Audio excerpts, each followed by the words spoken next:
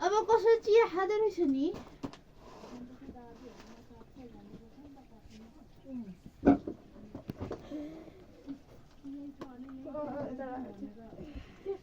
भर्खरै के आयो कसमी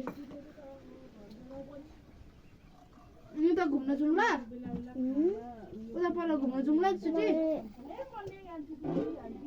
धेरै चिया पनि खाने हैन लु त थोरै खाने लु दे एदा ओइ एदा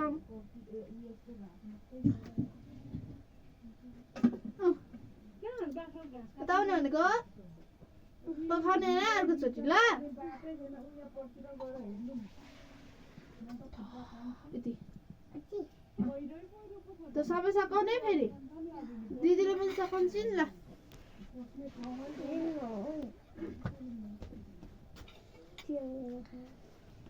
जर्छ कसको चिया चाहिँ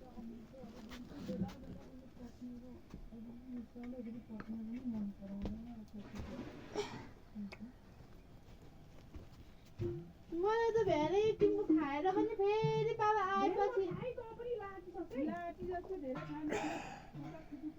तँ त खतखुतु खायो यो तातो पानीमा यो गर्छौ यो त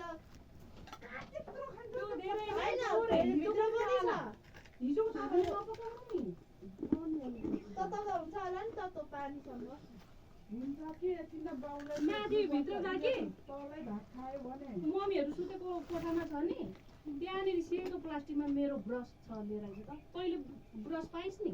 हिजो पाए फेरि त ब्रसको त हो त्यो नयाँ रुममा छ जा मेरो लिएर त जा कुन सेतो ब्यागमा हैन सेतो प्लास्टिकमा छ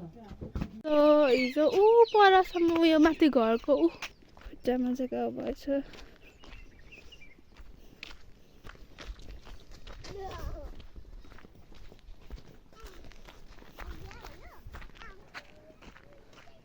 आगो लागेर के यहाँदेखि पनि माथिसम्म माथिसम्म पुगेको रहेछ ऊ स्कुलको ठ्याक्क त्यही छेउसम्म पुगेको रहेछ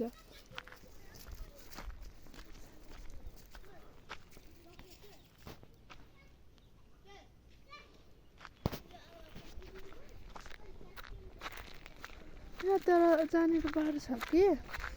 यहाँको जङ्गल सबै जल्यो कि क्या हो यति सबै त छैन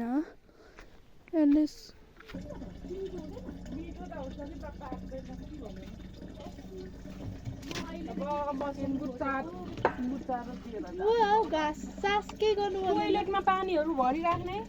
माथि गाँस्नुपर्छ यहाँ भरेर अनि अलैँचीमा झार लाउनु हाम्रो त अलैँचीको बोट कति धेरै छ